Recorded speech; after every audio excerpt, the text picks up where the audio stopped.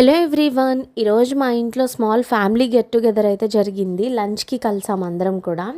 And చాలా కబుర్లు చెప్పుకున్నాం. పిల్లలు కూడా మంచిగా ఆడుకున్నారు.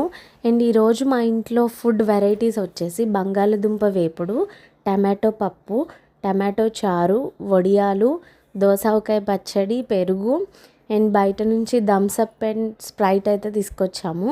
అండ్ టీ కూడా తాగాను. చాలా కబుర్లు చెప్పుకున్నాము, కాసేపు టీవీ చూసాము. అసలు టైమే తెలియలేదు. అండ్ అప్పుడప్పుడు ఇట్లా కలుస్తూ ఉంటే చాలా హ్యాపీగా అనిపించిద్ది.